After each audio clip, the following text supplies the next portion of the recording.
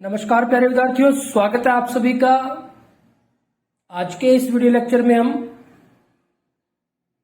कक्षा 9 गणित हरियाणा बोर्ड द्वारा जो जारी सैंपल पेपर है उसके सेक्शन डी के प्रश्नों के बारे में बात करेंगे। सेक्शन डी में आपके 5-5 अंक के तीन क्वेश्चन आएंगे आपके एग्जाम में। तो इस तरह से आपके एग्जाम में 15 मार्क्स के 3 क्वेश्चंस सेक्शन डी से रहेंगे।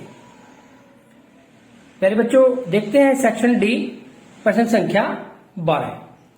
इसमें कहा गया है, सिद्ध कीजिए कि एक समद्विबाहु त्रिभुज, समद्विबाहु यानी कि जिसकी 2 भुजाएं बराबर होती हैं, कि बराबर भुजाओं के सम्मुख कोण बराबर होते हैं।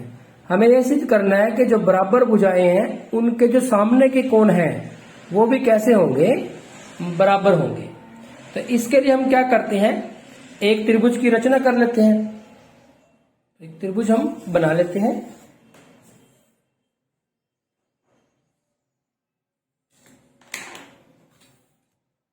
और ये त्रिभुज कैसी है, समद्विबाहु त्रिभुज है। तो सपोज करो कि हमारे पास एक समद्विबाहु त्रिभुज है। हम इस तरह से एक त्रिभुज ले रहे हैं।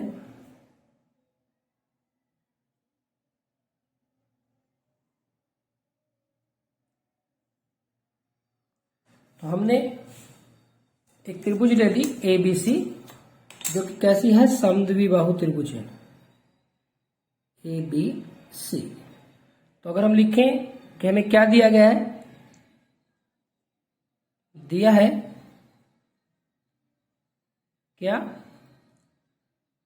एक समद्विबाहु त्रिभुज, समद्विबाहु त्रिभुज ABC, जिसमें हम ये लेते हैं कि AB और AC बराबर है। तो AB और AC बराबर है, तो भुजा AB है वो भुजा AC के बराबर है। अब हमें क्या सिद्ध करना है, सिद्ध करना है, तो हमें सिद्ध करना है कि इनके सम्मुख कोण बराबर होते हैं। देखो, AB के जो सम्मुख कोण होगा वो C कोण होगा, और AC के जो सम्मुख कोण होगा वो B कोण होगा। यानी कि हमें सिद्ध करना है कोण B बराबर है कोण C, ये हमें सिद्ध करना है। इसी तरह से इसको सिद्ध करने के लिए हम एक रचना कर लेते हैं। तो रचना हम लेते हैं, हम कोण A का समद्विभाजक खींचते हैं। हम क्या करते हैं, कोण A का समद्विभाजक खींच लेते हैं। तो कोण A का समद्विभाजक खींचें, जो BC को T पर प्रतिच्छेद करता है। तो ये जो कोण A है इसका समद्विभाजक ले लिया, यानी कोण A को हमने 2 बराबर भागों में बांटा, और इसने क्या किया, इसने BC को D बिंदु पर प्रतिच्छेद किया। अब आप देखेंगे इसकी उत्पत्ति या फिर इसका प्रूफ देखते हैं। क्या करेंगे, देखो त्रिभुज हम लेते हैं BAD और त्रिभुज CAD में। तो 2 त्रिभुज हमने ले ली, कौन सी, एक तो ले ली हमने BAD और एक CAD। अब आप देखेंगे इसमें जो एक तो हमारे पास ये त्रिभुज है BAD, ये वाली, और एक हमारे पास ये वाली त्रिभुज है। तो आप इसमें देखें कि BAD में जो AB भुजा है और CAD में जो AC या CA की बात है। तो हम कह सकते हैं कि AB बराबर है AC, ये हमें दिया है, दे रखा है। और जो AD है वो दोनों में है, AD बराबर है AD। कैसी? उभयनिष्ठ।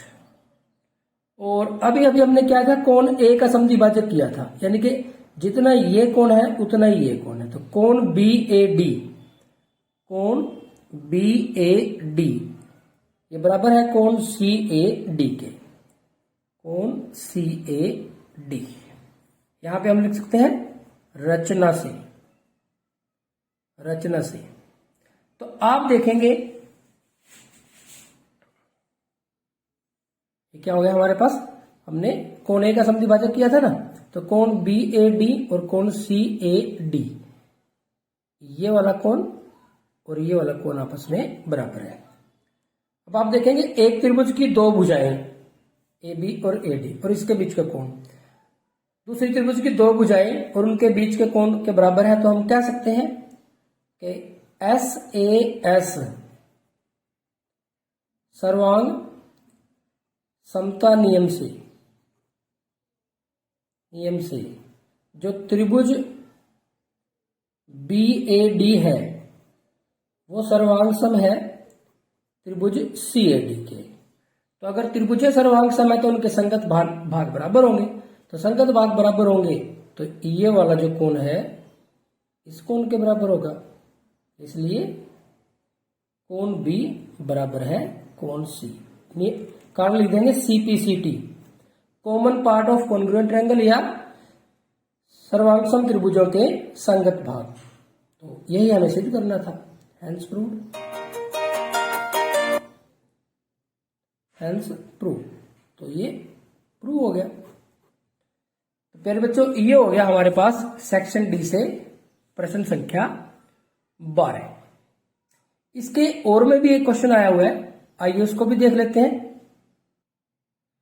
प्यारे बच्चों आप चाहो तो प्रश्न संख्या 12 में इस प्रश्न की जगह पे इसके और में जो प्रश्न आया हुआ है वो भी कर सकते हैं। तो इसके और में जो प्रश्न है वो है कि ABCD एक चतुर्भुज है जिसमें PQRS क्रमशः भुजाओं AB, BC, CD और DA के मध्य बिंदु हैं। AC उसका एक विकर्ण है, दर्शाइए कि SR समांतर है AC के और SR 1/2 यानी कि आधी है AC के। PQ बराबर है SR और PQRS एक समांतर चतुर्भुज है। तो बच्चों ये जो प्रश्न है आपकी चैप्टर 8 में एक्सरसाइज 8.2, एक्सरसाइज जो 8.2 है उसका क्वेश्चन नंबर 1 है। एक्सरसाइज 8.2 में क्वेश्चन नंबर 1 है, तो एक थोड़ा बड़ा क्वेश्चन है। हम इसको आइए बोर्ड पे करते हैं और समझते हैं। क्वेश्चन को बड़ी आसानी से हल किया जा सकता है अगर आपने परिमेय 8.9 और 8.10 ये अच्छे से कर रखे हैं। तो इस प्रश्नावली के सभी क्वेश्चंस को करने से पहले आप परिमेय 8.9 और 8.10 मध्य बिंदु परिमेय है, इनको अच्छे से कर लें क्योंकि उसके रिजल्ट ही यहाँ पे यूज होंगे। अब यहाँ पे हमारे पास आप देखेंगे इसके हल के लिए सबसे पहले हम देखते हैं इसमें जो कहा गया है कि ABCD एक चतुर्भुज है और जिसमें PQRS क्रमशः भुजाओं AB, BC, CD और DA के मध्य बिंदु है, यानी कि PQRS इन भुजाओं के मध्य बिंदु है। तो यहां से हमें क्या मिल जाएगा कि चतुर्भुज ABCD में हम कह सकते हैं कि जो AP है वो PB के बराबर है, AP PB के बराबर है, BQ QC के बराबर है। इसी तरह से CR RD के बराबर है और DS SA के बराबर है या AS के बराबर है। तो इसको हमने 3 मान लिया और इसको 4 मान लिया। तो ये हमें दिया गया है। अब पहले भाग की बात करते हैं। हमें दिखाना है कि एस आर समांतर है ए सी के। एस आर, ये एस आर है हमारे पास, ये समांतर है ए सी के। ये हमें सिद्ध करना है। प्यारे बच्चों, जो परिमेय 8.9 है वो क्या कहता है कि किसी त्रिभुज में, कोई भी त्रिभुज है ए बी सी, किन्हीं भी दो भुजाओं के मध्य बिंदु को जब हम मिलाते हैं, मान लो ए बी का जो मध्य बिंदु है वो डी है और ए सी का मध्य बिंदु ई है, तो जो ये रेखाखंड बनेगा डी ई, ये समांतर होगा बी सी के और डी ई आधा होगा बी सी के। तो ये हमें परिमेय 8.9 मध्य बिंदु परिमेय कहता है। अब आप देखें, अगर आप इस त्रिभुज की बात करें, त्रिभुज ए डी और सी की बात करें, ए डी और सी की बात करें, तो कुछ ऐसी ही स्थिति पैदा होती है। ए डी सी में जो एस है वो इस भुजा का मध्य बिंदु है और जो आर है वो इस भुजा का मध्य बिंदु है। तो बस हमारा काम हो गया। इसका मतलब जो एस आर है वो किसके समांतर है? ए सी के, और जो एस आर है वो ए सी का आधा होगी। हो गया हमारा काम, बिल्कुल इजी। बस आपको जो त्रिभुज है वो आइडेंटिफाई करनी है कि कौन सी त्रिभुज में ये हमें मिल सकता है। तो हम लिखेंगे कि त्रिभुज ए डी सी में, ए डी सी में, ए डी सी में एस भुजा एडी का तथा आर भुजा डीसी का, आर भुजा डीसी का मध्य बिंदु है। इसलिए जो मध्य बिंदु परिमेय से, मध्य बिंदु परिमेय से क्या लिख सकते हैं हम कि जो इन मध्य बिंदुओं को मिलाने से जो रेखाखंड बनेगा एस आर या आर एस, वो समांतर होगा किसके? ए सी के, तथा एस आर आधा होगा ए सी के। तो हमारा ये एक भाग हमने कंप्लीट कर दिया। तो ये हमारे पास इस क्वेश्चन का फर्स्ट पार्ट हो गया। अब सेकंड पार्ट की तरफ बढ़ते हैं। अब सेकंड पार्ट में उसने कहा गया है कि पी क्यू और एस आर बराबर है, हमें ये दिखाना है। अब आप देखिए कि जो अब की बार हम ये वाली त्रिभुज लेते हैं, इधर वाली त्रिभुज लेते हैं। इस त्रिभुज की हम अगर बात करें, इसमें आप देखिए त्रिभुज बी ए सी में, त्रिभुज बी ए सी में, बी ए सी में पी भुजा ए बी का और क्यू भुजा बी सी का मध्य बिंदु है। हम क्या लिखेंगे कि पी भुजा ए बी का तथा क्यू भुजा, पी भुजा ए बी का या बी ए का कह लो, और क्यू भुजा बी सी का मध्य बिंदु है।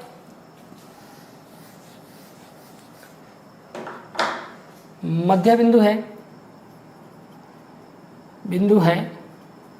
तो इसलिए मध्य बिंदु परिमेय से यहां पे भी हम मध्य बिंदु परिमेय से कह सकते हैं कि देखो ये मध्य बिंदुओं को मिलाने से जो रेखाखंड बनेगा पी क्यू समांतर है ए सी के तथा पी क्यू आधा है ए सी का। अब ये हमारे पास समीकरण 1 हो गया और ये हमारे पास समीकरण 2 हो गया। अब हम कह सकते हैं कि समीकरण 1 और 2 से, समीकरण 1 और 2 से, अब देखो एस आर भी एक एसी का आधा है और पी क्यू भी एसी का आधा है, तो ये देखो दोनों ये बराबर हैं तो ये भी दोनों बराबर होंगे। तो हम कह सकते हैं कि जो पी क्यू हैं और जो एस आर हैं वो बराबर है। तो ये हमने दूसरा पार्ट इसका सिद्ध कर दिया, तो इसको समीकरण 3 मान लें। अब आ जाए तीसरे भाग के, इसके तीसरे भाग पे आ जाए हम। आप तीसरे भाग में हमें ये दिखाना है कि पी क्यू और एस क्या है, एक समांतर चतुर्भुज है। पी क्यू और एस एक समांतर चतुर्भुज है, हमें ये दिखाना है। अब आप देखें कि पी क्यू को हमने एस आर के तो बराबर दिखाई दिया। चतुर्भुज पी क्यू आर एस में पी क्यू बराबर है, पी क्यू बराबर है आर एस, ये रहा, सिद्ध किया है हमने। और देखो इसको हमें समांतर चतुर्भुज दिखाना है, तो या तो हम सम्मुख भुजाएं समांतर दिखा दे, दोनों युग्म, इसको इसके समांतर दिखाएं, इसको इसके समांतर दिखाएं, या फिर भुजाओं का एक युग्म समांतर भी हो और बराबर भी हो। अब देखो ये बराबर तो हमने दिखा दिया, अब हमें समांतर दिखाना रह गया। वो देखो कैसे दिखाएंगे, क्योंकि यहां से जो एस आर है, एस आर समांतर है एसी, तथा यहां से पी क्यू समांतर है एसी। देखो एस आर भी एसी के समांतर है और पी क्यू भी एसी के समांतर है, इसलिए एस आर समांतर है एसी समांतर है पी क्यू, यानी कि सारे ही आपस में समांतर है। तो इसका मतलब एस आर समांतर है पी क्यू के। अब देखो पी क्यू आर एस के बराबर भी हो गया, आर एस या एस आर ए की बात है, और एस आर या आर एस उसके बराबर भी हो गया। तो पी क्यू हमने क्या कर दिया, आर एस के बराबर भी ले लिया और इसके समांतर भी दे दिया। इससे कंफ्यूज होने की जरूरत नहीं है कि आर एस लिखा हुआ है या एस आर लिखा हुआ है, आर एस या एस आर एक की बात है। तो यहां से देखो हमने चतुर्भुज में भुजाओं का एक युग्म बराबर भी दिखा दिया, समांतर भी दिखा दिया, इसलिए पी क्यू आर एस एक समांतर चतुर्भुज है। ये हमारा तीसरा पार्ट हो गया। यहां पे आप रीजन लिखना चाहो तो लिख सकते हैं, क्या, क्योंकि यदि किसी चतुर्भुज में सम्मुख भुजाओं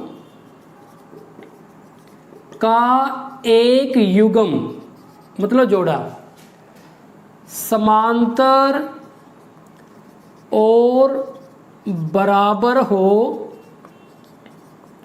तो वह का मतलब वह चतुर्भुज समांतर चतुर्भुज होता है, समांतर चतुर्भुज होता है। तो इस नियम के बेस पे हमने कह दिया कि जो पी क्यू आर एस है वो एक समांतर चतुर्भुज है। प्यारे बच्चों, अगर आप देखें क्वेश्चन की लेंथ तो आपको थोड़ा सा बड़ा लग सकता है, लेकिन एक्चुअल में हुआ कुछ नहीं।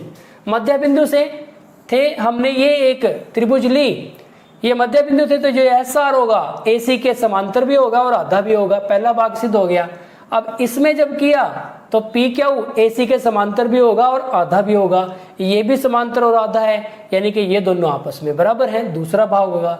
अब ये देखो ये दोनों तो बराबर आ ही गए थे, अब ये भी एसी के समांतर है और ये भी एसी के समांतर है, यानी कि ये दोनों भी आपस में समांतर है। तो चतुर्भुज की सम्मुख भुजाओं का एक युग्म बराबर भी हो गया और समांतर भी हो गया, यानी कि वो समांतर चतुर्भुज आ गया। तो बिल्कुल सिंपल क्वेश्चन है। प्यारे बच्चों, देखते हैं प्रश्न संख्या 13, और इसमें कहा गया है शंकु के आकार का एक तंबू 14 मीटर ऊंचा है और इसके आधार की त्रिज्या 24 मीटर है। ज्ञात कीजिए तंबू की तिर्यक ऊंचाई और तंबू में लगे कैनवास की लागत, यदि 1 वर्ग मीटर कैनवास की लागत 70 रुपए है।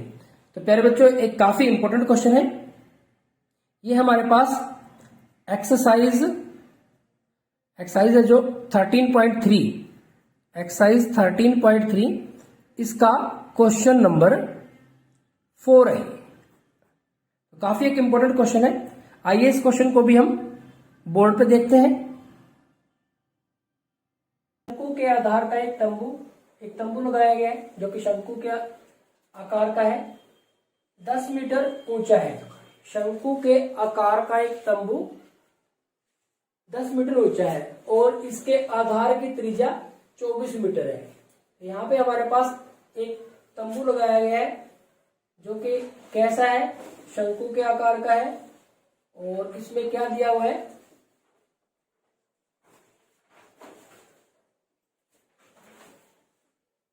इसके आधार की त्रिज्या दी हुई है। इसके आधार की त्रिज्या है 24 मीटर। तो ये त्रिज्या 24 मीटर है और जो ऊंचाई है इसकी वो 10 मीटर है, 10 मीटर है। अब ज्ञात कीजिए, एक तो हमें ज्ञात करना है तंबू की तिर्यक ऊंचाई और दूसरा तंबू में लगे कैनवास की लागत, यदि 1 वर्ग मीटर कैनवास की लागत 70 रुपए है। तो दो काम करने हैं हमें। तो प्यारे बच्चे, जो पहले आपको दे रखा है पहले तो वो देख लें कि है क्या क्या क्या गिवन है आपके पास, उसके हिसाब से चलेंगे। आपके पास अगर इसके हल की बात करें तो यहाँ पे हमारे पास ये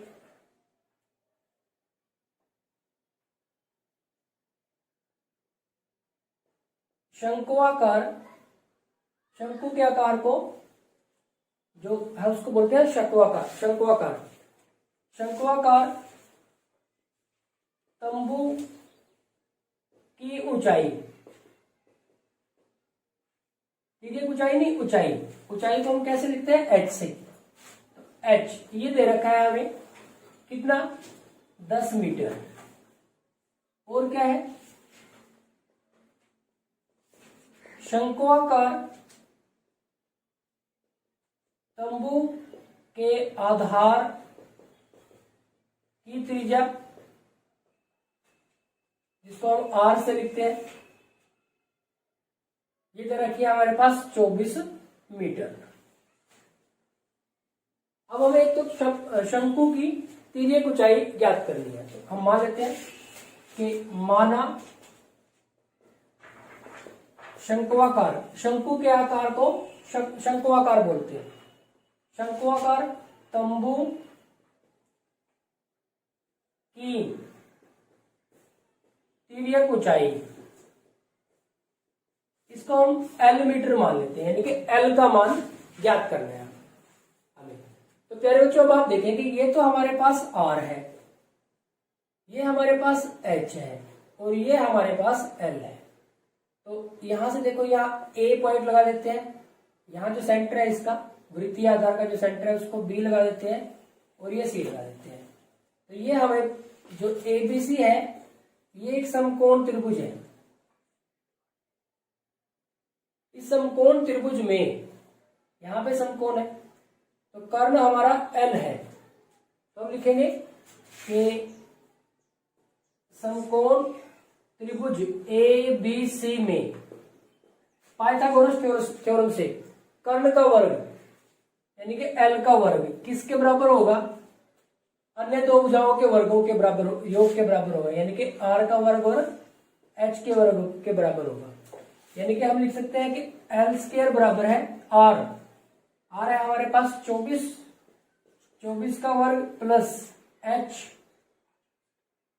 है हमारे पास 10, तो 10 का वर्ग आ गया। 24 का वर्ग हो गया 576 और 10 का वर्ग हो गया 100, तो ये हो गया 676। तो L का वर्ग हो गया 676 और L बराबर है वर्गमूल 676। तो 676 का वर्गमूल हमें ज्ञात करना है। तो ये हमारे पास है 26 मीटर। तो अतः शंकुआकार तंबू की तिर्यक ऊंचाई बराबर है L, जिसको हम कहते हैं, ये आ गई हमारे पास 26 मीटर। तो प्यारे बच्चों, अब आप ये देखें कि आपको थोड़ा सा इसमें दिक्कत आ सकती है कि इसका वर्गमूल कैसे ज्ञात करें। तो उसको भी देखते हैं एक बार कि हमें 676 का वर्गमूल ज्ञात करना है। एक तो आपके पास आप 676 को अभाज्य गुणनखंड के गुणनफल के रूप में लिख सकते हैं। ऐसे कर सकते हैं, जैसे 2 पे किया, क्या गया 3 3, 2 तिया 6, 2 तिया 6 और 2 8 16। फिर 2 पे किया, 2 एकम 2, 2 छिके 12 और 2 निमे 18। अब ये हमारे पास, अब तो ये 13 पे ही जाएगा। 13 एकम 13, 13 तिया 39। फिर 13 पे गया तो ये 1 आ गया। तो अब हमारे पास 676 को हम लिख सकते हैं 2 गुना में 2 गुना में 13 गुना में 13। तो अगर हमें वर्गमूल 676 निकालना है तो इसके नाम का 1 2 ले लेंगे और इसके नाम का 1 13 ले लेंगे, तो 13 दूनी 26 आ जाएगा। एक तो तरीका ये होता है अभाज्य गुणनखंड विधि से, दूसरा होता है भाग विधि से। तो भाग विधि से देखो, हमने हमारे पास 676 है तो हम पीछे से जोड़े बनाएंगे। अगर 1 लिखेंगे तो 1 पे करेंगे, 1 एकम 1 काफी कम है। अगर 2 लिखेंगे तो 2 पे करेंगे, 2 दूनी 4 कम है इससे। 3 पे करेंगे 3 तिया 9 ज्यादा हो जाएगा, यानी कि 2 दूनी, हमारे पास ये कितने पे गया 2 पे गया, तो 2 दूनी 4। हमारे पास कितना बच गया 2 बच गया। अब ये दोनों लिखेंगे यहाँ पे, इधर से हम जोड़े बनाना शुरू करते हैं। तो यहां से अब हम क्षेत्र लिख दिया। अब इसका डबल लिखेंगे, यहाँ पे 2 का डबल हो जाएगा 4। अब 1 लिखेंगे तो 1 पे करेंगे, बहुत छोटा रहेगा। 2 लिखेंगे तो 2 पे करेंगे, ये 84 हो जाएगा, काफी छोटा रहेगा। अब देखो 6 लिखेंगे तो 6 पे करेंगे, 6 6 के 36 हासिल 3, 6 6 के 24 और 3 27, कट गया, पूरा कट गया ये हमारे पास, यानी कि 26 आ गया हमारे पास। तो दोनों में से किसी भी विधि से आप कर सकते हो। तो यहाँ पे एक पार्ट हो जाता है हमारा। अब प्यारे बच्चों, दूसरा पार्ट देखते हैं। आपको क्या करना है, ये जो टेंट लगा हुआ है, तंबू में लगे कैनवास की लागत, यदि 1 वर्ग मीटर कैनवास की लागत 70 रुपए है तो कुल लागत बतानी है। अब देखो प्यारे बच्चों, जो टेंट लगाते हैं हम, तंबू लगाया है जो ये शंकु के आकार का जो तंबू लगाया है, तो इसमें जो कैनवास लगाया है वो यहाँ पे लगा है ना।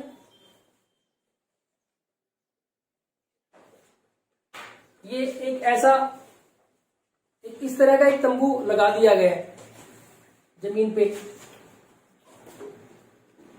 ऐसे एक तंबू इस तरह से जमीन पे रखा गया है, लगाया गया है, एक तंबू गाड़ दिया गया है। तो इसमें जो कैनवास है वो यहाँ पे लगी हुई है। तो यहाँ पे जमीन पे नीचे तो कैनवास लगाने की जरूरत नहीं है, यानी कि इसके जो आधार है, इसका जो वृत्तीय आधार है, वहां तो हमें लगाने की जरूरत नहीं पड़ेगी इसमें।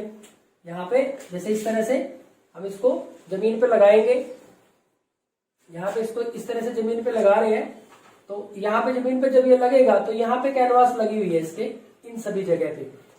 यहाँ पे इसको जमीन पे जब हम लगा रहे हैं तो सबसे जो इसका वृत्तीय आधार है, नीचे जो वृत्तीय आधार है, तो यहाँ आपको कैनवास लगाने की जरूरत नहीं है, यानी कि जो कैनवास लगी है वो इसके वक्र पृष्ठीय क्षेत्रफल पे लगी हुई है, नीचे लगाने की हमें जरूरत नहीं है। तो यह आपको समझना है।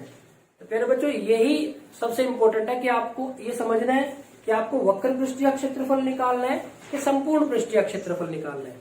अब प्यारे बच्चों, जो कैनवास लगी है वो यहाँ लगी हुई है, अगर नीचे भी हम कैनवास लगाएंगे तो अंदर कैसे जाएंगे इसमें, तो यहाँ से ये जमीन पे लगाया गया, तो जमीन पे कैनवास लगाने की जरूरत नहीं है, यानी कि हमें इसका क्या निकालना है, इसका वक्र पृष्ठीय क्षेत्रफल हमें ज्ञात करना है। तो प्यारे बच्चों, अब आप देखिए कि हम लिखेंगे कि शंक्वाकार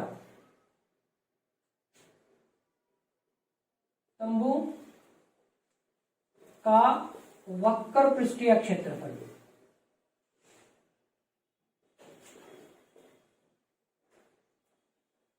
क्या होता है, पाई आर एल।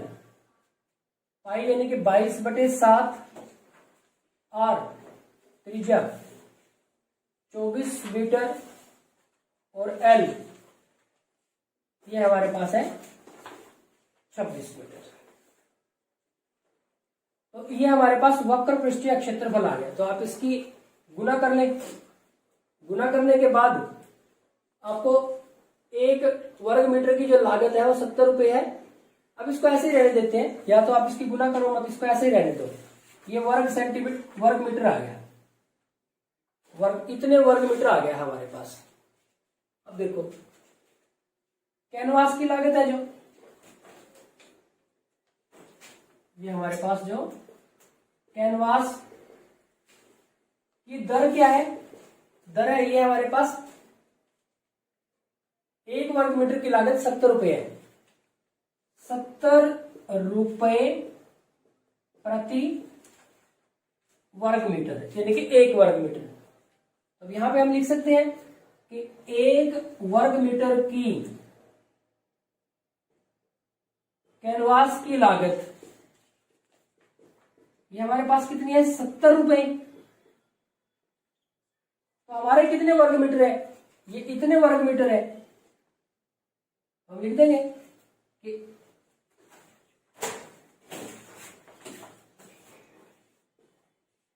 तंबू में लगे, अब हम लिख देंगे कि तंबू में लगे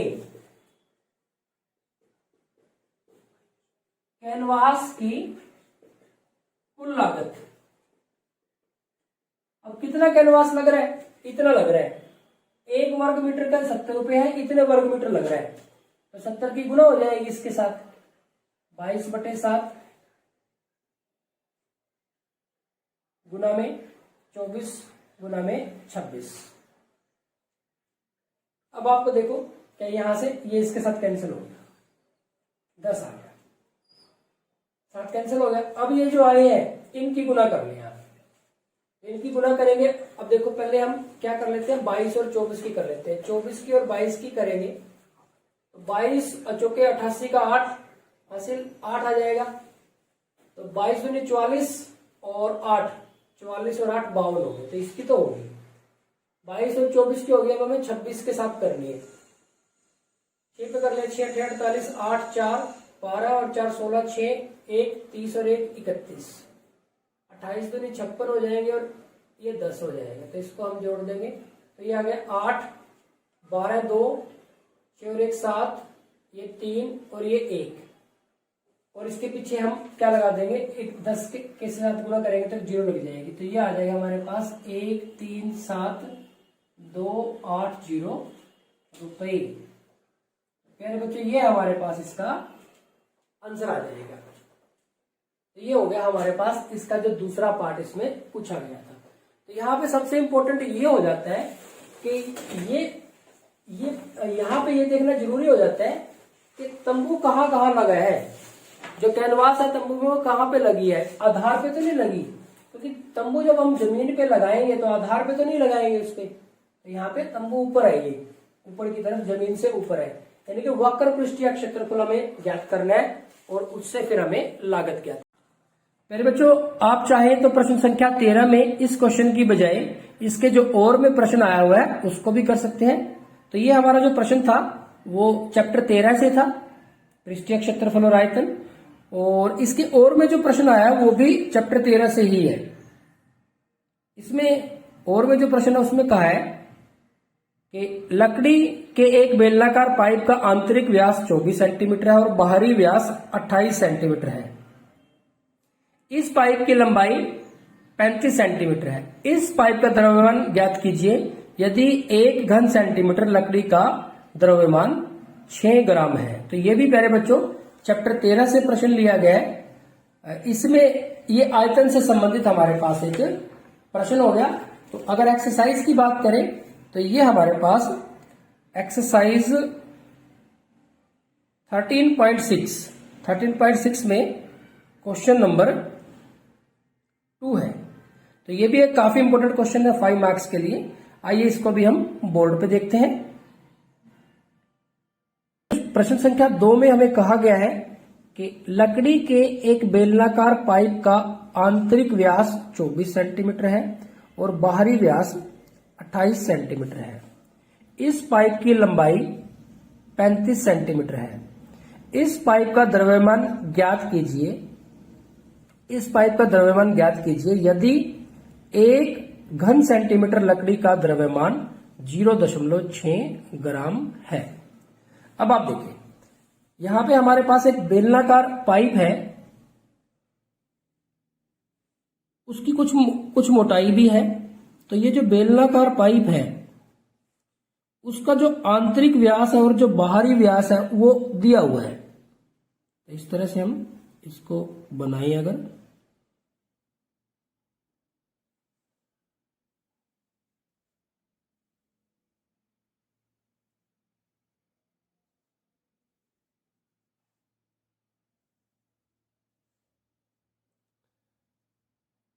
ये हमारे पास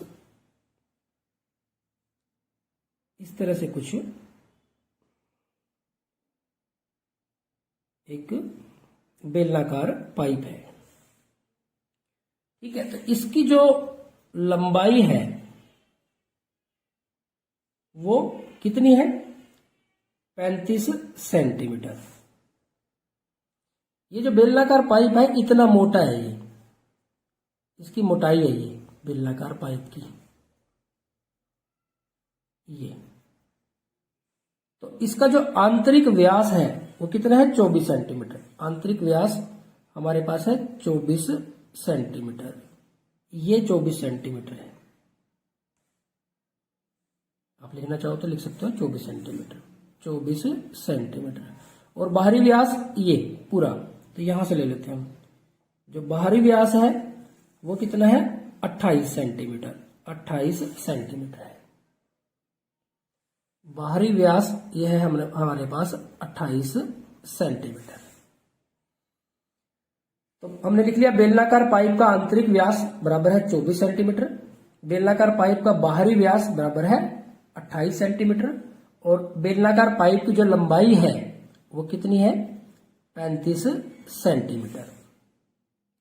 अब बेलनाकार पाइप की आंतरिक त्रिज्या R क्या होगी? व्यास का आधा, 24/2 यानी कि 12 सेंटीमीटर। और बेलनाकार पाइप की बाहरी त्रिज्या, ये स्मॉल r लिखा तो हम इसको कैपिटल R लिख लेते हैं, ये बाहरी व्यास के बटे में 2 कर देते हैं, तो ये होगी हमारे पास 14 सेंटीमीटर। अब इस पाइप का द्रव्यमान ज्ञात करना है कि 1 घन सेंटीमीटर लकड़ी का द्रव्यमान 0.6 ग्राम है। अब देखो 1 घन सेंटीमीटर मतलब हमें आयतन निकालना है। हमें क्या करना है? सबसे पहले हमें क्या निकालना है? आयतन निकालना है। और किसका आयतन निकालना है?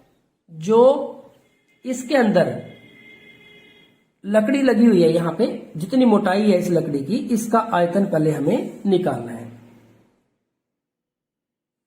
क्योंकि लकड़ी का एक बेलनाकार पाइप है, तो इसमें जो लकड़ी लगी हुई है पहले हम उसका आयतन निकाल लेते हैं। क्या करते हैं? लकड़ी का आयतन निकालते हैं। तो उसके लिए हम क्या करना पड़ेगा? अब देखो लकड़ी तो यहां लगी हुई है, इस जगह पे, अंदर से तो खोखला है, ये इस जगह पे लगी हुई है। तो जब हम बड़े वाले बेलन के आयतन में से छोटे वाले बेलन का आयतन माइनस कर देंगे तो ये जगह जो लकड़ी है उसका आयतन हमारे पास आ जाएगा। बस आपको ये कॉन्सेप्ट इसमें समझना है। तो हम लिखेंगे कि लकड़ी का आयतन बराबर है क्या? जो ये बेलन है, बेलन का बाहरी आयतन, इसमें से माइनस कर देंगे बेलन का आंतरिक आयतन। तो क्या आ जाएगा हमारे पास? लकड़ी का आयतन आ जाएगा।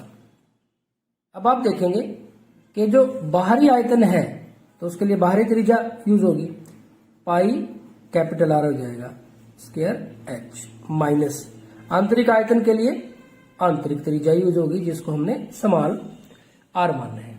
अब इसको हमें हल करना है। अब आप देखेंगे कि पाई दोनों में है, r दोनों का अलग अलग है, लेकिन h भी दोनों का। h क्या है दोनों की? इसकी ऊंचाई या फिर लंबाई। तो ये हमारे पास h है, h भी दोनों का एक ही है। तो आप क्या कर सकते हो? अलग अलग कैलकुलेशन ना करके इसकी कैलकुलेशन इकट्ठी कर सकते हो। जैसे हम देखो इसमें से पाई कॉमन आ गया, दोनों में है पाई, और ये जो h है वो भी दोनों में है। अंदर क्या रह गया, capital R square minus small R square. अब आप देखिए 22/7 गुना h का मान है 35 गुना ब्रैकेट के अंदर कैपिटल आ रही है 14, इसका वर्ग माइनस स्मॉल आ रहा है 12, तो इसका वर्ग हो जाएगा।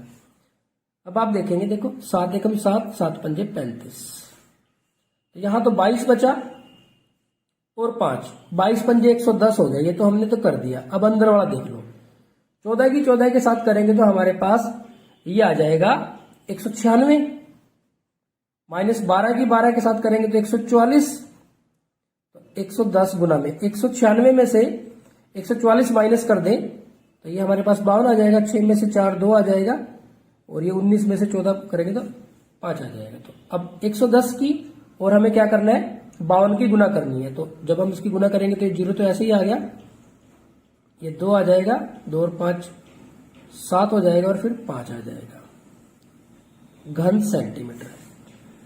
तो ये हमारे पास उस लकड़ी का आयतन आ जाएगा। अब प्यारे बच्चों, इसके लिए हमें दे क्या रखा है, हमें दे रखा है सॉरी कि 1 घन सेंटीमीटर लकड़ी का द्रव्यमान 0.6 ग्राम है।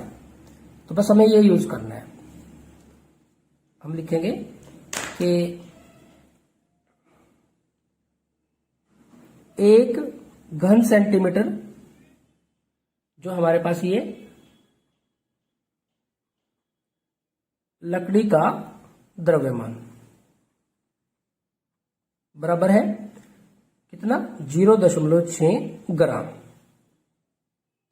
और हमारे पास कितनी है लकड़ी, 5720 घन सेंटीमीटर लकड़ी का द्रव्यमान। तो हम इसकी गुना कर देते हैं 0.6 के साथ, तो 5720 गुना में 0.6। अब हम यहां से दशमलव उठाते हैं तो यहां 10 लगा देते हैं, और इसके साथ ये कट जाएगा। तो अब इसकी गुना करनी है हमें, इसकी गुना कर देते हैं किसकी, 5000 सॉरी अब ये 0 तो कट गया, 572 के हम 6 के साथ अब गुना कर देते हैं। तो ये देखते हैं कितना बनेगा, 6 दूनी 12, 2 6 7 42 और 1 43, 3 हासिल 4, 6 पंजे 30 और 4 34। अब ये इतने ग्राम आ गए। हिंदी में लिखना चाहो तो आप हिंदी में लिख सकते हैं, और अगर हमें इसको किलोग्राम में बदलना है तो इसके बटे में 1000 लगा देंगे, क्योंकि 1 किलोग्राम में 1000 ग्राम होते हैं। तो ये हमारे पास कितना आ जाएगा फिर, 3 जीरो है तो 3 के बाद दशमलव लग जाएगा, 432 किलोग्राम। तो ये इसका आंसर आ जाएगा। प्यारे बच्चों, देखते हैं प्रश्न संख्या 14। प्रायिकता चैप्टर से हमारे पास ये क्वेश्चन लिया गया है।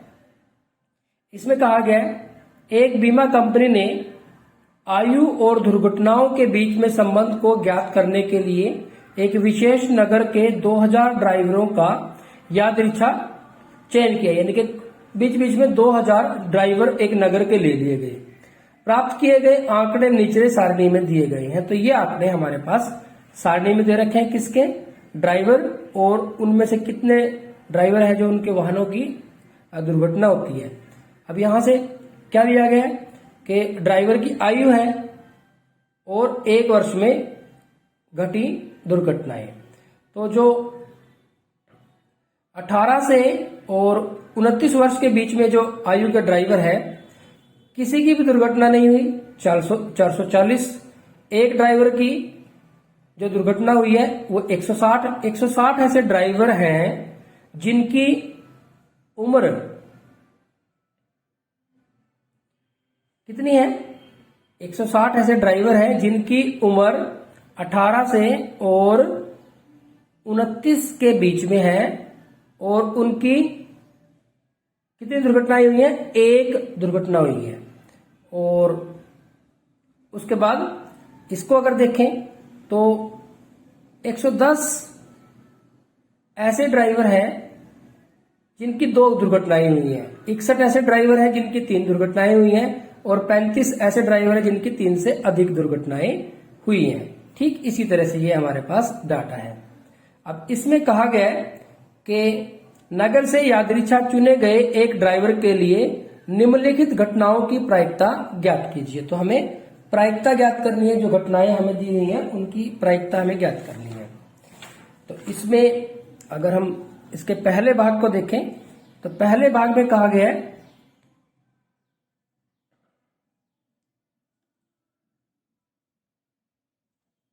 पहला भाग 18 से 29 वर्ष की आयु का जिनके साथ एक वर्ष में ठीक ठीक 3 दुर्घटनाएं हुई हैं। तो पहला भाग हमें प्रायिकता चाहिए है, तो प्रायिकता क्या होता है? अनुकूल परिणामों की संख्या बटे में कुल संभव परिणामों की संख्या। एक बार आप लिख दें बेशक सूत्र, अनुकूल परिणामों की संख्या बटे में कुल संभव परिणामों की संख्या। प्रायिकता का कोई भी क्वेश्चन आए तो ये आप सूत्र लिख दें। अब 18 से 29 इसके बीच में वर्ष की आयु का जिनके साथ एक वर्ष में ठीक ठीक 3 दुर्घटनाएं हुई हैं। आप देखो 18 से 29 में ये कोई दुर्घटना नहीं, ये 1 दुर्घटना, ये 2 दुर्घटना और ये 3 दुर्घटना। तो ये चाहिए था हमें। तो अनुकूल परिणाम हो गया हमारे पास 61 और जो कुल परिणाम हो गया हमारे पास, कुल कितने हैं हमारे पास? 2000, क्योंकि कितने ड्राइवर का चयन किया था हमने? 2000। तो प्यारे बच्चे ये इसका आंसर आ गया, पहला भाग हो गया। अब आगे बढ़ते हैं। ठीक इसी तरह से दूसरे भाग की अगर बात करें हम, तो पहले भाग का जो हम क्या करते हैं, पहले भाग का जो उत्तर है वो हमने यहीं पे लिख दिया 61 बटे में 2000। आप पूरा लिखेंगे जैसे हमने इसमें लिखा है, आप एक डाल के फॉर्मूला लिख के इस तरह से लिखेंगे। ठीक इसी तरह से दूसरे भाग की अगर बात करें, 30 से 50 वर्ष की आयु का जिनके साथ एक वर्ष में 1 या अधिक दुर्घटनाएं हुई है। 30 से 50 इसकी बात वो कर रहे हैं। और क्या बात कर रहे हैं कि 1 या इससे अधिक दुर्घटनाएं हुई हैं। तो अब देखो 30 से 50 में यहां कोई दुर्घटना नहीं हुई है, ये 1 दुर्घटना हुई है, ये 2 दुर्घटनाएं, ये 3 दुर्घटनाएं और ये 3 से अधिक। तो ये देखो 1 वाली होगी और ये 1 से ज्यादा होगी, तो ये सारे के सारे लेने पड़ेंगे हमें। तो यहां पे हमारे पास क्या आ जाएगा? इस केस में अगर हम प्रायिकता की बात करें और इसको लिखें तो हम लिखेंगे दूसरे वाले भाग में, दूसरा जो पार्ट है इसमें आप लिख सकते हैं इसी तरह से। आप सूत्र लिख देंगे पहले तो, अब मैं बार बार सूत्र नहीं लिख रहा हूं। तो प्रायिकता बराबर है 1 या 1 से अधिक। अब देखो 1 तो हो गए 125 ड्राइवर, 2 हो गए 60, फिर आ गया 22 और फिर आ गया 18 और कुल तो वही 2000 ही है, 2000। तो ये हमारे पास बन गया। तो आप इनको जोड़ देंगे, 8 और 2 10 और 5 15 का 5 हासिल 1 और 1 2 और 2 4 और 6 10 और 2 12 का 2 हासिल 1 और 1 2 बटे में 2000। 5 पे काट देंगे, 5 चौके 20, 5 पंजे 25, 5 चौके 20, फिर 5 पे काट दिया, 5 9 में 45, 5 अट्ठे 40। तो ये आ गया हमारे पास 9 बटे में 80। तो ये हमारे पास इसका सेकंड आंसर आ गया। तो आप लिख सकते हैं यहाँ पे कि ये 9 बटे 80 है। ठीक इसी तरह से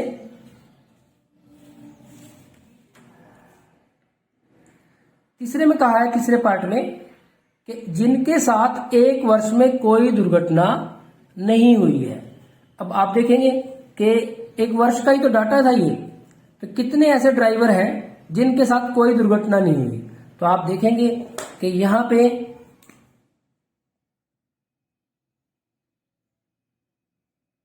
ये ऐसे ड्राइवर हैं जिनके साथ कोई दुर्घटना नहीं हुई, 18 से और 29 वर्ष आयु के। इसी तरह से ये भी ऐसे ड्राइवर हैं जिनके साथ कोई दुर्घटना नहीं हुई, ये है 30 से 50 साल के बीच के, और ये 50 साल से जो ज्यादा के हैं वो। तो इन ड्राइवरों के साथ कोई दुर्घटना नहीं हुई है। तो आप ठीक इसी तरह से इसको भी कर सकते हैं। तो यहाँ पे हम फिर उसी तरह से इसको कर लेंगे। तो तीसरे भाग में अगर हम बात करें प्रायिकता बराबर है, अनुकूल परिणाम हो गया हमारे पास 440, 550, 505 और 360। 440, 505 और 360,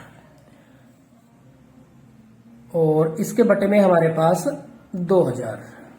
इनको जोड़ देंगे, 0, 5 और 5 से 5 आ गया, 6 और 4 10 की 0 हासिल 1, 5 से 8 और 1 9 और 4 13 हो जाएंगे, बटे में 2000। 5 पे काटेंगे, 5 दूनी 10, 5 छिके 30 और 5 एकम 5, 5 चौके 20, तो 261 बटे में 400। तो प्यारे बच्चों ये इसका आंसर आ जाएगा। तो यहां पे हम लिख देते हैं कि यहां से हमें मिल गया 261 बटे में 400। तो यहां पे प्यारे बच्चों ये इसके 3 पार्ट हो जाते हैं। तो काफी इंटरेस्टिंग क्वेश्चन है। प्रायिकता सांख्यिकी और प्रायिकता वैसे भी आपके अच्छे मार्क्स के लिए दोनों ही बेहद इंपॉर्टेंट चैप्टर है। प्यारे बच्चों यहां पर हमारा जो सैंपल पेपर है वो कंप्लीट हो जाता है। इस सैंपल पेपर की सहायता से आपके पूरे सिलेबस की रिवीजन भी हो जाती है, और जो वेरी इंपॉर्टेंट क्वेश्चन है उनकी भी अच्छी रिवीजन हो जाती है। तो आप इन क्वेश्चंस को और ऐसे ही और क्वेश्चंस की भी अच्छे से प्रैक्टिस कर लें। Thank you very much.